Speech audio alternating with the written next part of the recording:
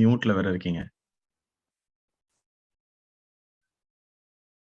Prashantini, you were on mute when you tried speaking, just for your information. I was trying to change the background to blurred background, but that seems not have worked, so I'm just playing around.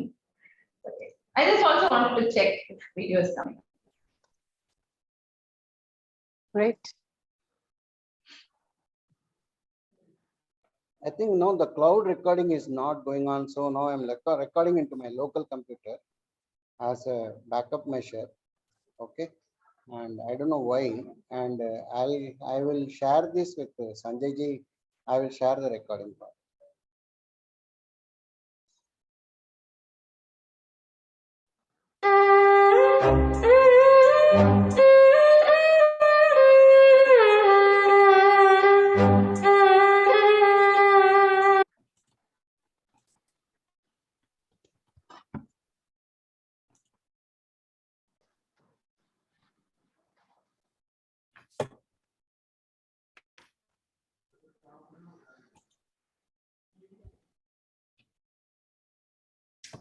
Very good morning, good afternoon, good evening, wherever you are.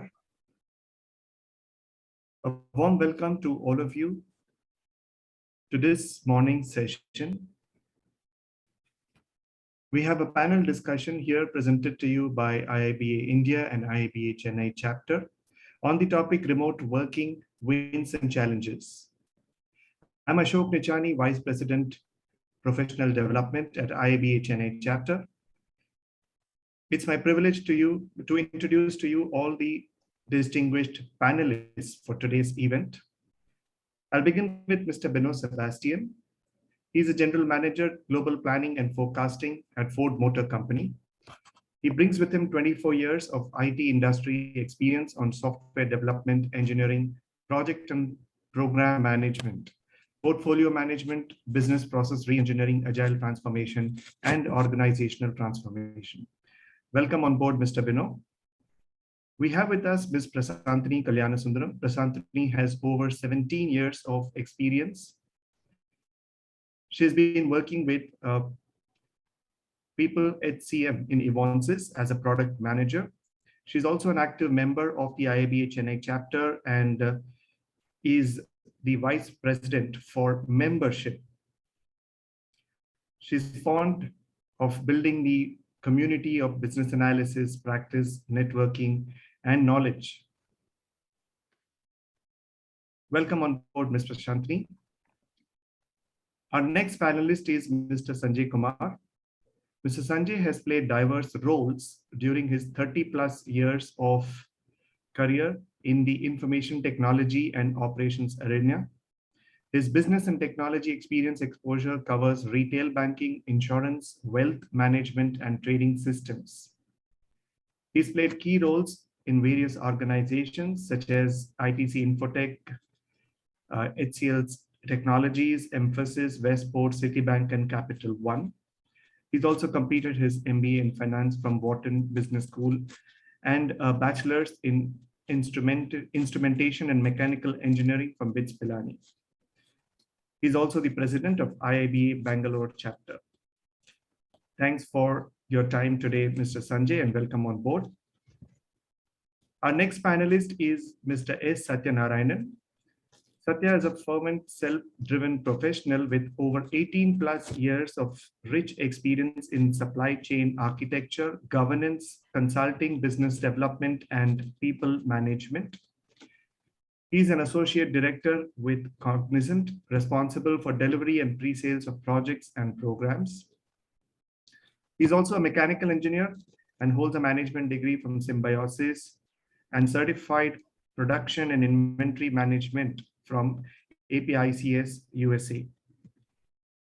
He's an honorary supply chain and procurement consultant and trainer at Physics Business Consultants Private Limited, delivering inventory, supply chain, procurement, and transportation programs of physics.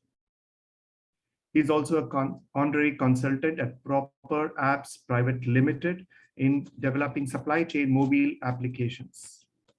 A zealous volunteer and master trainer in skill development programs, teaching, coaching, for the not so privileged school and college students, transgenders, and people with locomotor disabilities on behavioral, soft skills, employability, career planning, and presentation skills. Wow, that's commendable indeed.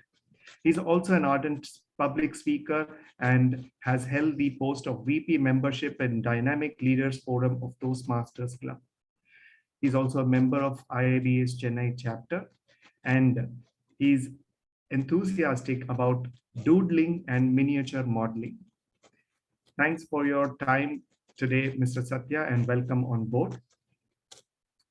So here were the panelists, and now we've got our very own Purani Srinivasan, the vibrant Vice President of IIBA Chennai chapter for event planning. So she'll be playing the role of moderator for today's event. A brief introduction about Purani for you. Purani comes with a diversified background in automobile industry with experience over 16 plus years. She has profound experience in pre-product management, supply chain management, program and customer relationship management, purchasing and supplier relationship management, warehouse operations, business analysis, and product ownership. She currently plays the role of Manager Agile Business Analysis at Renault Nissan Technology and Business Center India Private Limited. So thank you all very much for joining us today. And I leave the floor to Purani to take it forward and steer the course of today's discussion. Over to you, Purani. Thank you. Thank you, Ashok. Good morning, namaste, vanakkam, namaskar to one and all. It's been 2 years since we all started working from home. But now that many of us are vaccinated and the offices are resuming, most of us are at a place to choose between working from home or returning to office. On a lighter note, we have to choose between the two devils of our life. Do we take a chance and go to office and put up with our bosses face to face, or continue managing the boss at home? Going on to know the views and ideas of all our panelists, let's get started. Let me start with a lady. As the saying goes, ladies first. So Prashantini, there is a study that is conducted by the US Employee Protection Forum that working from home has created a better work-life balance. As the only woman panelist today, please tell me if working from home really did make it better for you? Yes, definitely yes. Thanks for having me here, Tony, and it's a great discussion topic.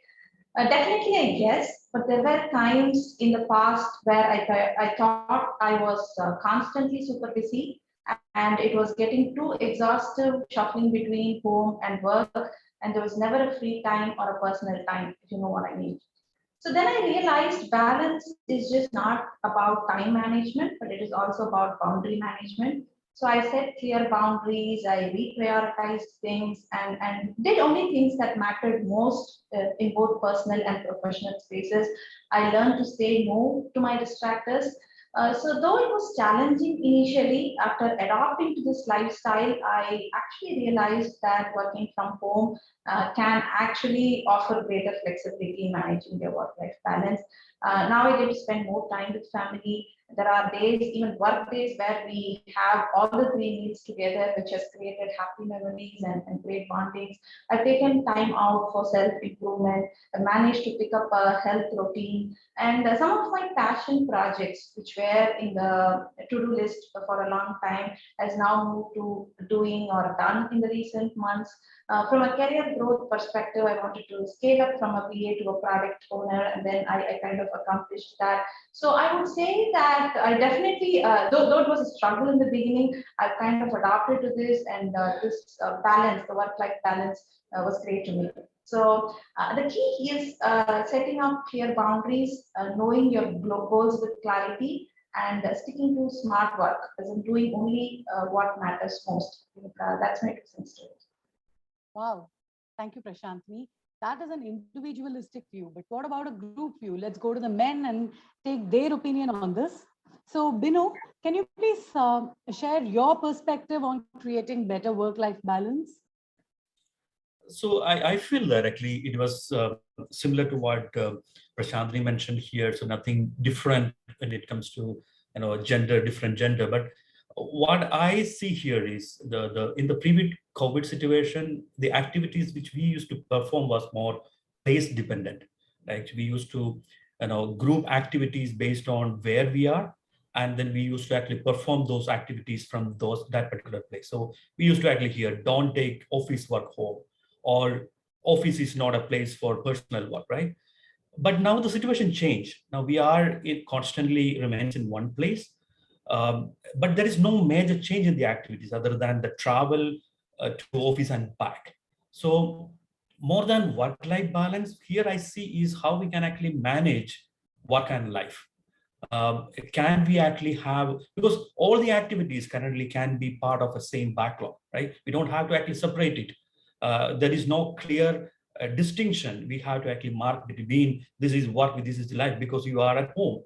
So why can't we actually put all the activities in the same backlog and prioritize it based on the importance of that one? So you may have to actually spend time with your family, helping them on cooking lunch, right? That may be priority during during a day where your family may not be maybe sick or something, right? Or you may have to actually help your kids on doing homework or supporting them on exams. So it is more on combining everything together into a same backlog, if you call it as an IT term, and then based on priority, based on importance, pick the item and then execute it and be flexible, right? That's my opinion. Interesting. I think I will have to imbibe this backlog in my life. But Satya, what's your take on this? First of all, very good morning to everybody who are here, and special good morning to my fellow panelist and my dear friend Purni, moderator. If you see, we have been working long hours irrespective of the nature of work or where we work. If I have to say, working more than the stipulated time is kind of in our blood. Now, why? Historically, we have seen that our grandparents have been working for making a living, right? For the three basic amenities of food, clothing, and shelter. So they never complained, they always worked more. The next generation of our parents, or possibly a bit of us, now that those three amenities are met, we've started working for a better lifestyle, right? And we have also kind of did not complain, we also put more effort and we have been working. Now that is provided, the Gen Z or the next generation that we see is going to work only for a better standard of living, or more of luxury, I should say, luxury and passion. So genetically speaking, overworking is kind of ingrained in our DNA, right? As the saying goes, we keep, or I should say, we are too busy making a living that we forget to live, right? While this is there, we always take off when there is a sudden catastrophe in our personal life. But then we never look at or understand the slow and subtle catastrophe that is brewing in the dark when we are working over time, unless it is too late. So we need to take that example of lesson learned from others and strike a good balance. And if you look at your question, which is very carefully worded, it never says the difference between work life and personal life. It is calling out the difference between work and life. So the question by itself differentiates. There is a life to live and there is a work that needs to support. And I think we need to keep that in mind and strike a beautiful balance between both. Thank you. Well said, Satya. Sanjay, with your amount of experience, I'm sure you can shed more light on how do we manage this. I mean, I'm one of the people who struggles a lot trying to strike a balance between work and work life and personal life, if I should correct it a little. But then what's your take on this, Sanjay? I think I'll take beyond what Satya was saying with a different personal perspective. Whenever I would take a vacation, the vacation used to be far more hectic than my work life. It used to be continuous, non-stop activity, and we would go at it, no rest, nothing. So if you take a 2-week vacation, at the end of 2 weeks, you need 1 week to recover from it. More importantly, I was very lucky. I did not predict COVID, but about 3 months before COVID hit, I had gotten out of the organized sector and moved into something which was more personal and driven by my own interests. So one, I got used to work from home for 3 months. Good training period in that sense. Looking at the way we work, it's always been a challenge in terms of how do you balance the work and life. And one thing which I learned over time, it is dependent so much more on your personal perspectives. You need to drive that. We learn it a little late in life in terms of where do we need to draw a line. In 40s, early 50s, we start getting into that mode. And I'm just hoping the next generation is focusing far more actively onto that in terms of how do they need to balance. It is, believe me, to some extent dependent also on work from home, because being in Bangalore, I cut out about 2 hours of travel time on a daily basis. Now, that's a huge amount of saving. How much of that should go to work and how much of that should go to family life is always going to be a question, which will be a debate between me and my wife. That is still a balance which has to be driven actively by every individual. The earlier we learn, there is a balance which has to be driven, and it will change over time. The better it is for us on both fronts, both on the work life and on the family life also. So that's my take on it. Work from home has definitely helped, but it's given rise to a few more questions also. Very true. Thank you so much, Sanjay. There's a study that was conducted by Stanford on over 16,000 workers in the US over a span of 9 months. And the study concluded that working from home has actually increased productivity by 13%. This increase in performance was attributed more to calls per minute, to a quieter and convenient working environment, and so many more things. So, Bino, do you think really working from home creates the required output for an organization? I think, see, this may be the most debated question probably in the last 18 months. And depends upon which sector you are in, the productivity or the output varies. Okay, so let's focus more on the IT side. The early indicators of productivity measurement after the shutdown started was not that encouraging. So we actually saw a sudden decline in productivity during the March, April, May time, but gradually from later part of the June, it started increasing. And then it actually went up. Right now, if you actually even see the productivity at an industry level for IT, it is much above than our pre-COVID situation. And we know that it may be because of the amount of time we are actually spending for our work may be actually high. But at the same time, we also felt, in our organization, so we also felt that normally we used to actually calculate our productive hours at 6 hours or 6.5 hours maximum on a day when we actually assign the responsibilities to the team. But now, as you don't have to actually travel to office and back. So, and also you don't have to actually switch between work and then office work, work and life, in a more difficult way. So the transition is very smooth. So the productivity also increased. As a leader and as part of the organization, there are the few steps we have to actually take to ensure that the productivity remains high. And I feel that this is actually very much important at this and post-COVID situation, where we are all dealing with how to actually measure output or how to actually measure productivity or performance. So defining a policy around productivity and performance measuring and communicating that to the organization at the highest level of transparency and all is very much important. And we should be actually open to feedback, because we are all learning through this particular process. So whenever as we receive feedback, we should be able to correct those policies.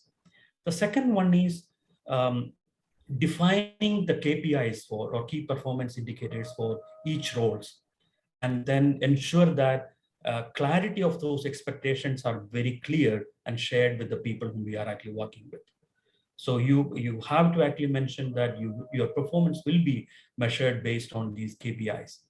Then other one is on a milestone-based approach, which will actually help the team in achieving a goal-based deliverables rather than we actually most looking from an individual's delivery or accomplishment point of view, and also see how we can actually find opportunity based on the accomplishments of those milestones to celebrate those accomplishments.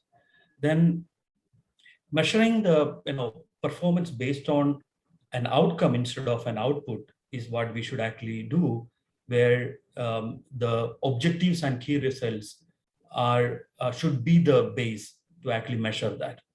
So based on my opinion, measuring productivity is very much important. It should be in a meaningful way for the organization, and also employees also should feel good about it. So to come back to your question, yes, productivity increased, but at the same time, we have to actually see our way of actually measuring this productivity should actually transform from an output to an outcome. Thank you. Interesting thought. But probably that may be, I don't know, I'm just thinking aloud, it may be manageable for an organization of a smaller size. Satya, you work for an organization like Cognizant, which employs over 15,000 employees out of almost every location of theirs. So how did your organization manage working from home? Good question, Purni. I hope I don't sound like blowing my own trumpet when I answer this question. Well, being an IT organization, we always had the flexibility of working hours. At least the flexibility of closing time at least was flexible, right? We can close at 10 or 12 o'clock in the night. But then when pandemic struck, the organization immediately decided to let all the employees work from home for 6 months. And as and when we were nearing the deadline, the organization or the business continuity planning kept meeting and kept extending that deadline. Not only that, it kept a few months ahead, it kept the employees posted saying, you know what, the work from home is now extended till this time. The reason being, organization understands that everybody would have, or most of them would have possibly traveled to their place of liking of their native. And then people need a little bit time to plan. And when organization cannot provide laptops, in fact, organization pack the desktops to employees' home. So employees can possibly come there, carry that packet back home, and they can take it to their native and work. That way, it kind of really helped all the employees work. And you're right in saying that organization as Cognizant is huge. We have about 300,000 associates. And we have about 2/3 of them in India, which is 200,000 in India. Being such a large organization, I am not having that say in what HR decides. But having said that, I'm very happy that I have a say as an employee. That is what is most important, not as a manager. So frequently, organization brings up this work at home survey. And every few months, it sends to all of us and then gauges the pulse that what employees want. In fact, you would be surprised to know that they were not just open-ended questions saying, what is your thought? It went to the detailed extent of saying, would you like to start working early? Like, do you want to start at 6 and end at 2? Or do you want to start working at 2 o'clock and then work till 10? Right? Do you want to come to work alternate days? Which alternate day do you want to come? Right? It went to the extent of giving every single choice that you can think of. And that really helps you to understand, okay, I need to take my kid to dance class on Tuesday and Thursday, so I can take Monday, Wednesday. Right? So it gives that flexibility to an employee, and it respects us more as an employee. That was kind of very good. And of course, my vote is always work from home, except for when I am at on-site and when I'm close to a client and I have a client meeting. The last 6 years I've been working from home, so ignore me. Next is that considering that we are going to get a new normal, the organization is trying to take this kind of workplace to a whole new level by saying that employees can opt to work for only 4 days a week, or you can only 6 hours a day. Of course, you will have to discuss with your manager, your project has to allow and all that. But once you decide, your salary also will be decided on that basis. But there are people who really want to have that work-life balance, isn't it? Money is not the only thing that we are striving for always. An organization is willing to extend that option to all the employees. Those are certain things that Cognizant is trying to do for the employees. Thank you very much. Wow. That seems nice. But we are connected through IIBA, and therefore let me focus a little more on business analysts now. So Sanjay, you are, the president of IIBA. So I'm going to pose the next question over to you. I read in a survey that over 40% of business analysts contribute into banking industry. So given that, in your experience, did work from office before, we were forced to lock down yield a greater productivity than working from home? How do you think the business analyst community reacted to this? I think one of the basic elements, and I will agree with both what Bino and Satya were saying, productivity definitely improved. But now I want to look at the productivity from two different angles. Was the productivity technically correct? Absolutely technically correct, to the point I had better productivity coming out of the meetings. It was short meetings, to the point, getting everything, and getting the meeting recording also helps quite a bit. That definitely helped. But two elements went missing out of some things which I have always coached BAs in terms of doing. When you're face to face with your customer, whether it's a client, whether it's an internal customer, irrespective, you should also look at the body language. Now, in a meeting, the body language is much more difficult to notice. And the body language would tell us a lot of the things which would go into adding further to whatever we were doing in terms of the activity, whether it was as consulting, whether it was as a BA, on both fronts. Where is the person hesitating? Where is the person confident? If the person is hesitating, do I need to probe it from a different angle and figure out more details? Because those might be the hot points, which if I don't factor into my activities, those will continue to be hot points. And while the project has reached a correct level, delivered according to what was required, did it solve the issues? That kind of a question starts coming into play. So there is that item which went missing. The second item, and that's more to do with consulting than with the BA perspective, a lot of the side discussions, they evaporated. Now the side discussions give those frills around whatever work we do. Those side discussions were vanishing. The number of people who would reach out and do a casual chat, even in a work day, that went from whatever we were doing to barely 10%. Some people still did it, but very few. And that, again, technically correct. Whatever output was there was absolutely technically correct. Whatever the body language perspective, that reduced quite a bit. The third thing, the casual discussions have actually a two-factor perspective. The frills, but also my knowledge gain on working. And that will not show up in the next 6 months or like that. That will start showing up and having an impact something like 2 years down the line, 3 years down the line. Those are some of the things which we still need to address as to how do we handle that in work from home or in remote working. These are the perspectives which I have carried very strongly based on whatever I have been doing in terms of consulting also. Wow, that's a very interesting aspect. I'm just thinking forward from there. So how do you keep up the team morale given that, the side frills are not there anymore? People are confined to their own space of working. So Prashantini, what do you think are, the ways to keep people floated and, stay happy? And what kind of tools do you promote for this? Sure. I'll talk from my personal experience, Purni. So when I moved to Evansis in April, I was virtually onboarded. That was my first ever experience, and it was challenging in many ways. It was tricky because the whole team is new to me. I have not seen them face to face.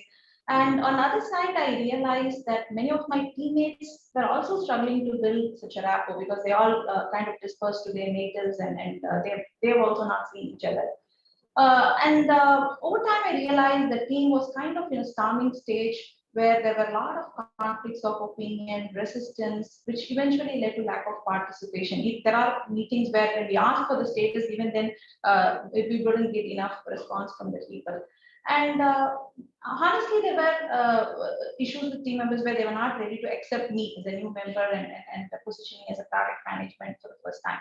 So then we kind of failed to achieve some of our sprint goals, and there were delays and dissatisfaction with our business stakeholders. From there to what we are today, we have done a lot to improve team morale, and it was more of a team effort. So my first recommendation would be to have a lot of one-on-ones. At least the initial times, I told the people to kind of keep turn on the video. I said in the invite itself, I said that upfront so that they were ready.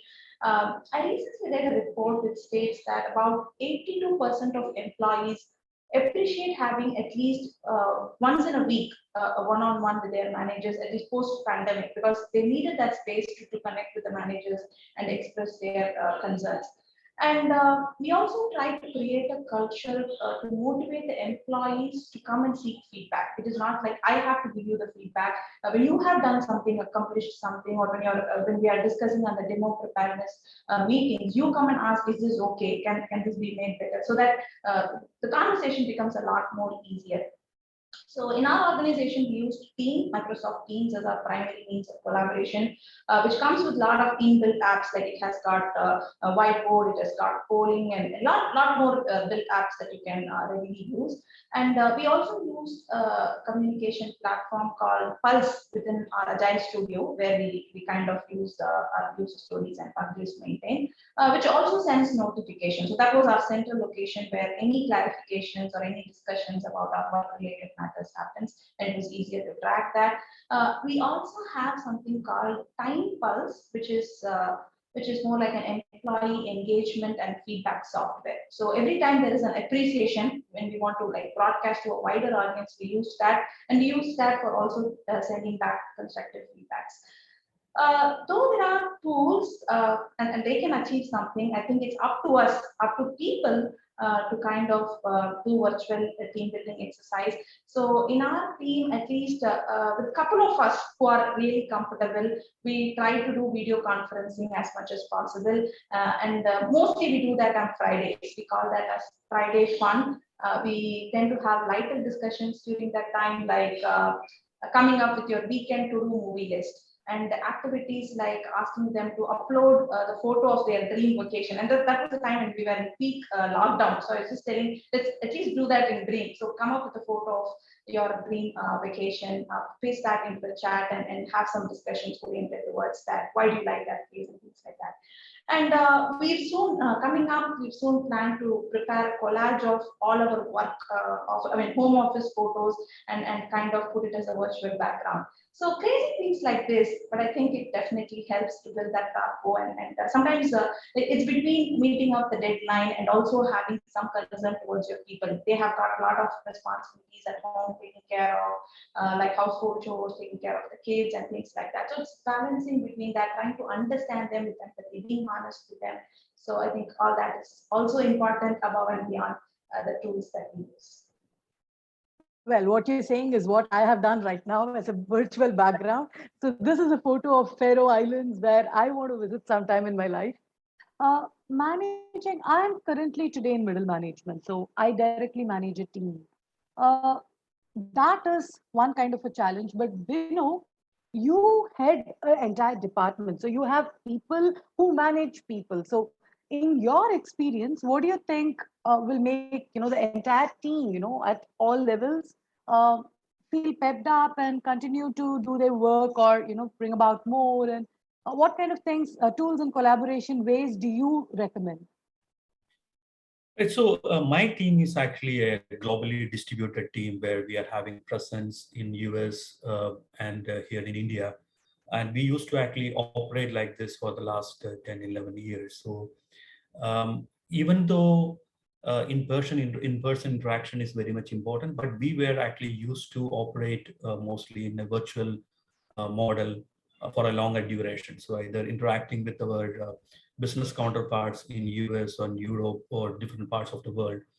And being a larger organization which having more presence in more than 180 countries. So it will be really difficult for Ford to actually manage everything, in person, because we were actually used to operate in this remote working model, or virtually connected.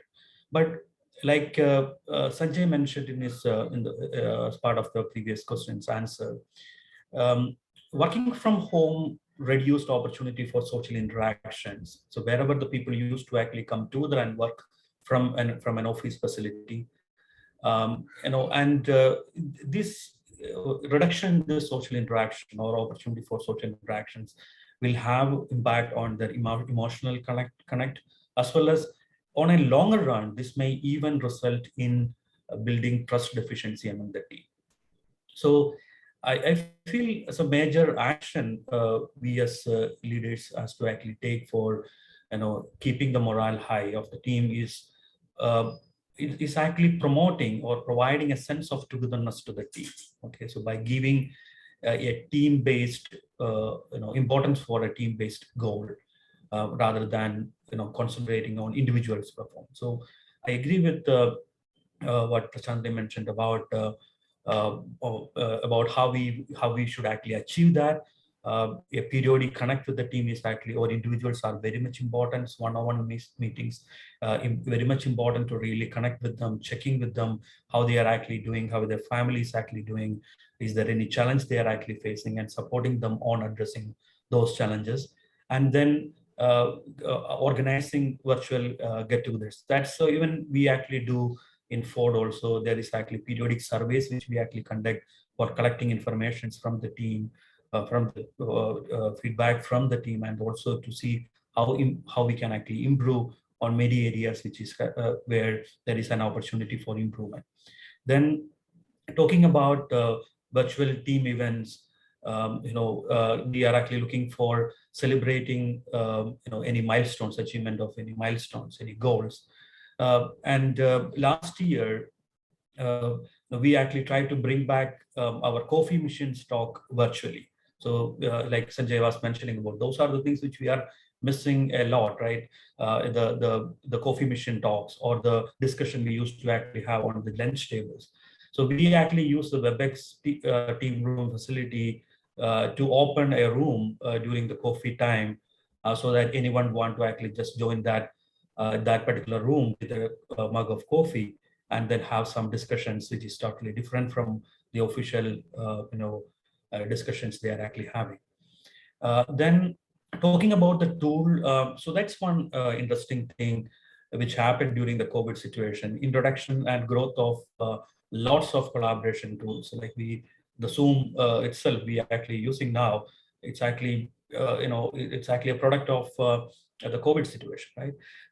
And then the features, new features which is getting added into these tools are also tremendous. Earlier, we used to actually get once in 6 months upgrades for WebEx. Now we are actually getting almost every week some new features are getting added.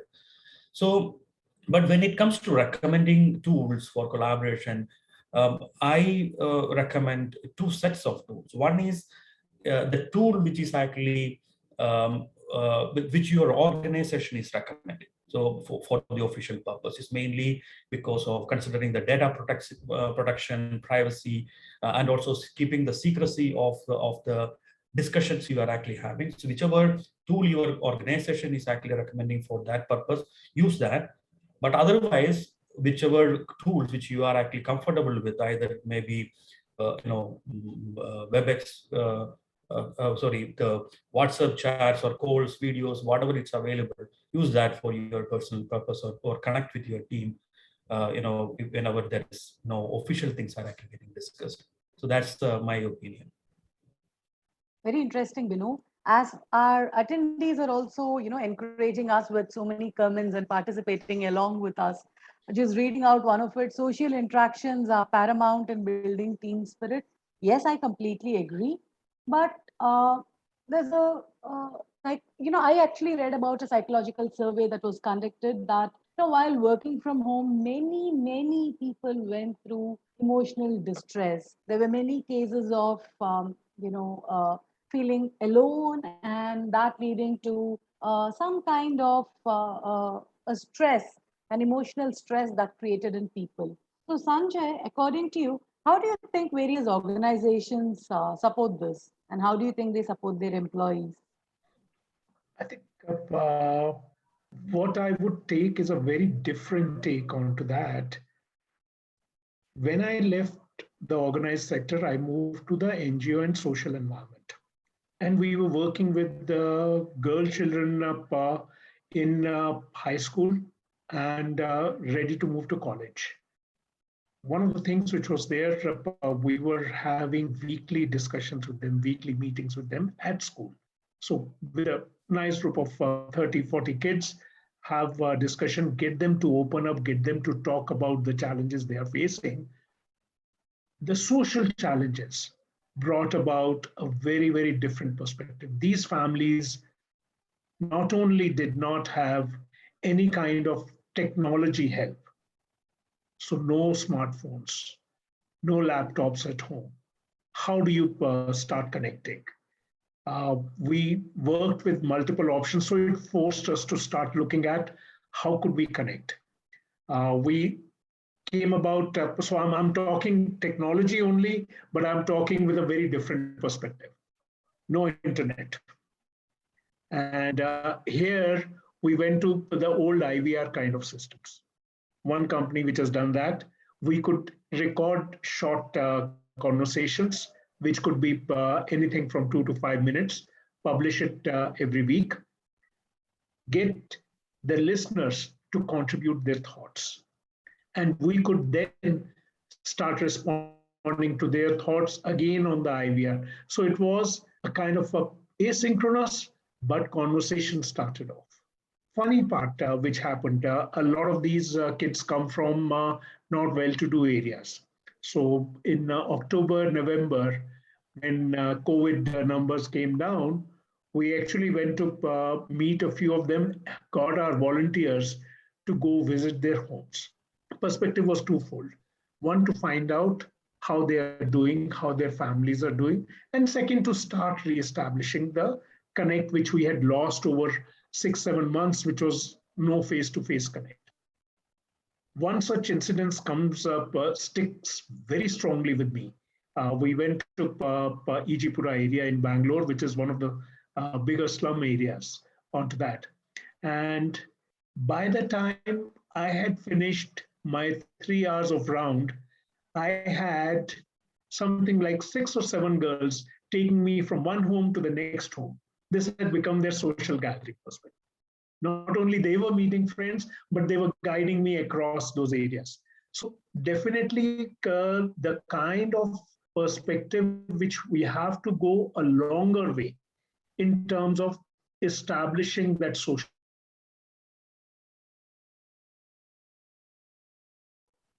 is important. Some of the focuses which have to be there, yes, there will always be a risk involved into some of these things. So we had to take part of that risk with us, but it was very much worth it. It's a risk return trade-off which is there, and we decided this was the risk worth it for the kind of return which we were getting. This was very important. And this now can be expanded on to from an organization perspective also. How does HR come up with ideas where people can connect, maybe electronically, but people can connect from a social perspective, a simple social perspective. What was being talked earlier in terms of the WebEx teams, WebEx meeting rooms and all, those small conversations get people onto a simple 10-minute, 15-minute general chit-chat session. How do you do mentoring into that is again a huge challenge, because my prior role before I left my organization was to take care of learning and development, and all the campus graduates would be in my department for the first 3 months of the organization. Now the mentoring became a challenge. How do you team up people with that mentor? How do you get people to understand what mentoring means and get them to mentor remotely? Now, these are some of the things which, while we have been able to do something, we are still working on how to expand it further. So it's a journey which has started using different tools, using different means. And the idea is, even when we get back into hybrid mode, and which is my belief, we will get back into hybrid mode, work from home has become part of life. We will still need to continue evolving and figuring out new ways. So let's make sure we experiment with those.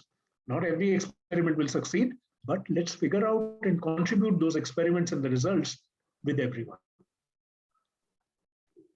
Well, as they say, child is a father of man. So you've just extrapolated it completely, taking it from kids all the way to organizations. I must quote one incident that happened recently in my own career. I had one of my employees, I was giving them a feedback based on their annual appraisal, and she got all in tears. And there was nothing I could do to stop.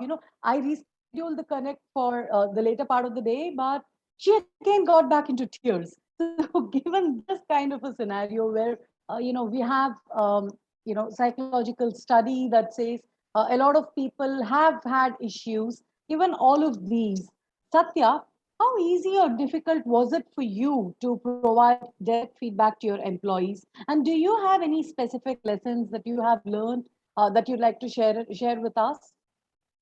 Certainly. So when we talk about giving feedback, right, it actually starts from, I would say, setting the goal first, right? A feedback is actually a measure against the goal. So first thing that we need to do is to set a goal, right? And being in an IT organization, I have got used to this concept called global delivery model. Most of my team members would be spread across the geography. One, for the nature of business that we do. Second is that there is a business continuity planning. So either way, the team is dispersed across everywhere, not just because of COVID. So as they say, necessity is the mother of calamity. Necessity is a mother of invention. What I had come up with that I would have a call with the team at the start of the cycle and set that expectation, saying these are the goals that we would measure. And once that is kind of aligned, what I would do is I have an Excel file that is placed in a central location where the entire team can look at it. So be it our regular work that we do, any projects that we do, or any other external or org related activity, we all put there. And what happens is that there is no approval mechanism. Everybody goes and updates that Excel. And when they start updating, you can never have that curve. You can never curb that curiosity. You would obviously go up and down that Excel file and see who has updated what, right? And next is that I have a weekly connect or a monthly connect with my team, where everybody comes there and we all try to share what we have done in that 1 month. Mostly people are going to talk about that Excel. So people would share their screen, just filter their name on that Excel and say that, you know what, I did this in my project. I did this extra things, etc. And then I would do the same, and I would additionally add the org related updates, what is coming from the organization to them. By doing this, I am not having a review call with them. I'm not saying how is your performance. They are themselves saying about their performance. And what happens is that first month, maybe one person speaks for 2 minutes, somebody speaks for 10 minutes. But if this pattern continues for 2 or 3 months, they get the peer pressure. Right after that meeting is over, by the end of the day or before the end of the day, they would ping me saying, you know what, can I do something extra? Do you have something that I can work on? Because they can see that they have nothing much to talk, but the rest of the team has something to talk. It kind of adds as a peer pressure to them, rather than me pushing them as a manager. That working more or doing something extra has to be inside that person. It has to come within that person. And once you spark that curiosity saying, can I do more? Looks like I can squeeze 1 more hour to get something done. Then I think that it is really going to help not just them, but also the organization. That is one of the means that I have been trying to give them the feedback. It's not me giving the feedback. They're giving the feedback to their own self. So let's assume somebody has not done. Okay, if I take you, Purni, as a guinea pig of the evening, let's say you report to me and over 6 months, you have not told anything for more than 2 minutes, you had nothing to talk in your this thing. Obviously, you are tuned to get a not so good rating on your appraisal. So that discussion that happens by the end of the cycle is going to be relatively very easy. And the onus is on themselves rather than me. It is me as a manager who are trying to push them, but that is my means of doing things. Thank you. Wow, that was very interesting. So let's get on a little lighter note. So Ashok, can you please play us all a wonderful video that you have with you?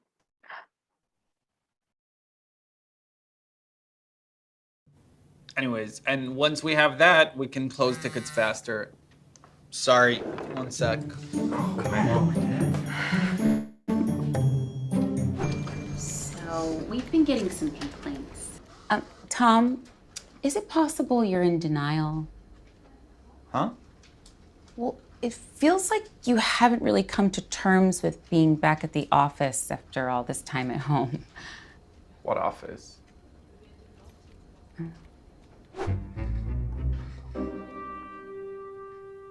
Can you hear me?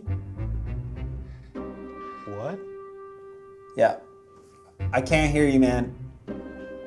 Are you okay? I'm right here. Nope. Still can't hear you.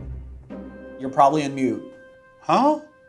Yeah. Okay. So you need to click join audio. I'm right here. It's in the bottom left corner of your screen. I'm right here. I can't hear you. Can you hear me now? No, it's the bottom left corner. Jeremy, now I can't see you either. You're not on Zoom anymore. Those days are over. And what happened with Dan? He's still rattled from yesterday. No, I know. I'm just so used to taking the meetings with me wherever I go at home, you know? No, you're right. God, I'm starving. I'm gonna go check what's in the fridge. Anyways, it's all about budget constraints and budget resources. You really gotta know how to play your cards right with the administration. You know, when I just started in this startup... And people tell me that they come to meet you in your office and it just looks like... I don't know how clean you keep your workspace at home, but here... No, I know. I took care of it. Tom, did you... Oh, one sec. Let me change my background.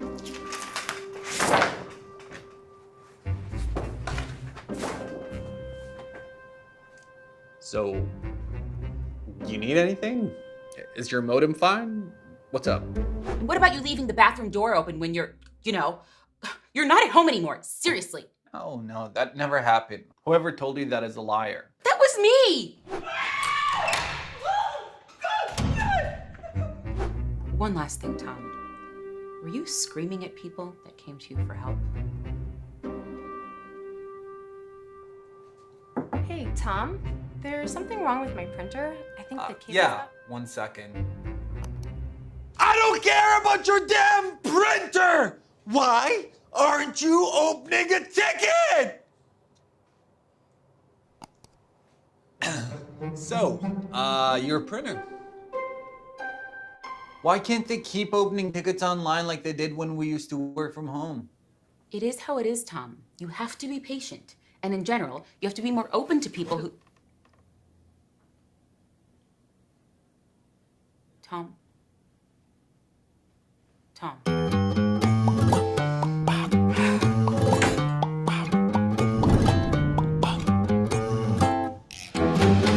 How do you like my design? That right there is an African fern.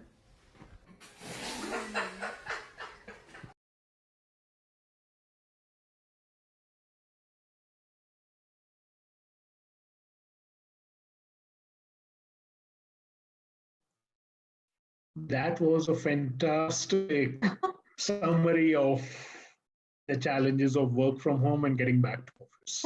Yeah, Thanks, I had a Ashok. hearty laugh. Alright. So, getting back to my question right now. Now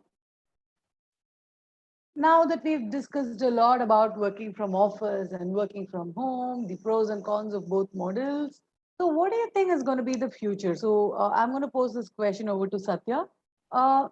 Is there an option for the possibility of a permanent work from home, like probably like how TCS has declared, or like how Google has declared until July 2022, all its employees gets to work from home. So do you think that can work out in India? Well, it is true that the locational constraint is kind of blurring, right?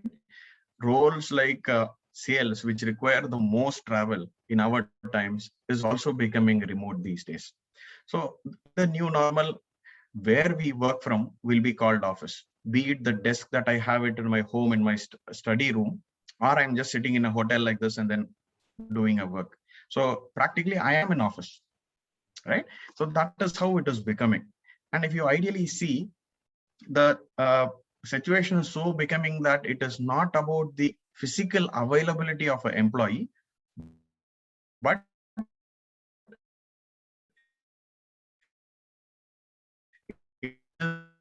the I should say this, it is not the physical presence 9 to 5, but I need to be available from 9 to 5. Okay, so it has become availability than presence. So I would see that in foreseeable future, the offer letters would say that, first of all, you need to be available from or in work from 9 to 5, right? So the availability would start becoming a question going forward. And I also see that as an organization, we would set up what role needs to come to office and what should not. And that is also something that we'll see in the offer letter, because that is a expectation setting to an employee saying you need to come to office. It is not taken for granted. We always get an offer letter saying you need to report to office this time. That statement was very subtle because it was always taken for granted that we need to go. But going forward on that offer letter, that line is going to have a lot of significance, right? So we would look at that offer letter and see, should I be available or should I be present, right? That is how it is going to be, at least from my perspective, Purni. Very interesting, Satya. But we know for an industry like automobile industry, which is probably a little more rigid in its way of working, do you think such a model of just having people available instead of present, do you think that will work out? What do you think is going to be the future for our industry? I mean, I come from automobile industry as well, so. See, it's not only for automobile industry, for any manufacturing industries where you have to be physically present to actually manufacture a part or a car or a Ford. You have to be in the manufacturing location. I am not sure about how much we will be able to actually take a factory back to home. I don't know, probably maybe in future it may happen, but at this point of time, assembly lines are there, that huge investments are actually made. So you have to be present there at the plant to actually be productive and to actually make use of those tools. So Ford, so we are actually part of, even though our primary objective is to actually build and sell cars, but the organization I am actually belongs to is actually part of it, Ford Business Services, which includes engineering services, IT services, and also the business services, of course, for financial services. So here itself, we are actually defining different policies for different, teams, skill teams, based on the nature of the work they are actually doing. IT team, definitely, they can actually operate 100% permanently from home. Their productivity is increasing. But as part of the IT itself, we are having IT operations. So they have to actually deal with hardware. They have to actually, issue laptops to the new joinees. Okay, so they have to be physically present in office to actually deal with the problem. Then engineering services, those who are actually dealing with equipments, design, they have to be physically present in office to be productive. Then the other skill team is actually the skill team dealing with secret data.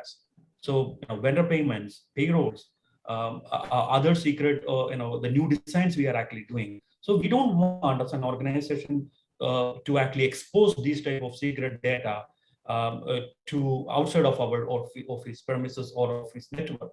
So the future is based on the nature of the work and how much productive you will be based on where you are. The policy will be decided. So we actually started issuing, offer letters, people with 100% working from home, but that's for IT, but that's not for any other skill teams we are actually having in Ford. Wow, great, Bino. I mean, that really makes sense for me. Prashantini, how about your teams? Are they looking forward to getting back to office, or are they happy working remotely? It's a mixed crowd. I know we are cutting down on time, so let me keep a one-liner. So we're definitely looking forward. I think I have to talk for my team because we are looking at facing, seeing real faces, doing real handshakes, birthday parties, project celebrations with real cakes and real puffs. So definitely looking forward. The work is getting done, but we are getting very poor in interactivity. The social interaction is getting bad. So maybe not all 5 days, but it will be at least for some time. It will be a balance between working at home and working at office locations. As a team, we are definitely looking forward to it. But that's my 2 cents. I think I have to stop here because the clock is also ticking. Thanks. True. As you rightly mentioned, I think we are coming to the end, but let me take a question that's, a random question that's come up in our Q&A. So, Sanjay ji, the question is over to you. How do you think we can overcome solutions while working from office rather than remote interactions? So what kind of solutions would you recommend? Is a question that's come up. So would you like to take that up? I think the bigger challenge is in terms of how do we start looking at getting back to office. There will be work from home, and the work from home has become something which has become a regular item for us. But it will be a hybrid perspective. So I'm interpreting the question slightly differently. Forgive me activity onto that. But what is important is it has to be something hybrid. We cannot continue doing remote activity. There is a huge amount of space which is required with some level of informal interactions. Now, whether technology allows those kind of minute-to-minute informal interactions, or do we still move back to face-to-face in-office perspective? That is something which time will tell. In the interim, it might be in the office, we will get into some of those activities. But definitely, it will be hybrid. We cannot continue working remotely because the systems which are geared up to give us productivity, the downsides will start coming up in the very near future, because we have been at it now for 1.5 years. So the negatives will start showing up far more strongly. And that's my belief. In that sense, yes, hybrid is required. How do we work at the hybrid is up to individual organizations. HR will have to scratch their brains. But one of the things, and I was part of HR till for the last few years, we resisted work from home. COVID put paid to that resistance. So that's one barrier which COVID has broken, is to make sure HR realizes work from home is required for survival. You don't do that, you will not survive. So that barrier is broken. However, still a lot of work to be done. Back to you, Purni. Thank you so much, Sanjay. That was really enlightening. I have a lot of takeaways from each of what you panelists mentioned. I mean, a lot on my personal life, on my organization. So with this, I think we will move to a conclusion on the questions. Over to you, Madhavan. Yeah, thank you so much, Purni. I hope you can hear me. I think it's still a valid question because we are working from home. I'm not at Tom.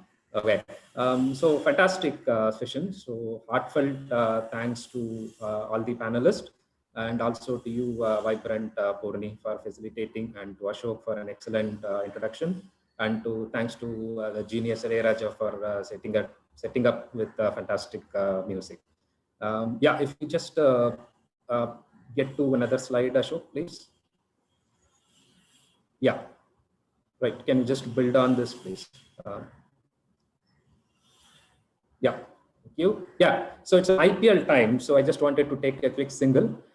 So in terms of all the changes that is coming to us, right? So even if we get 1% better every day, it kind of compounds to 37% or 37 times in a year. Something that I picked from Atomic Objects from James Clear. So it is more of every day, every month, every week, every year it adds to, right, what's the changes that we are doing, and to make ourselves better both personally and professionally. So just a quick takeaway. And one more build, Ashok, please. Yeah, so from an IAPA Chennai chapter perspective, what we plan to do in the remaining 3 months, so probably one more webinar on an interesting topic.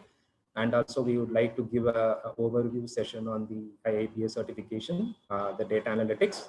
And then if there are interest and people want to do it, then certainly a study group on the product ownership analysis. So that is what we are hoping to do.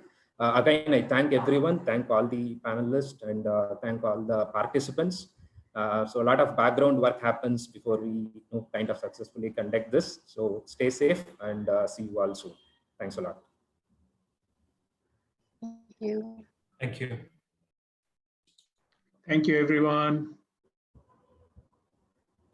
Thank you.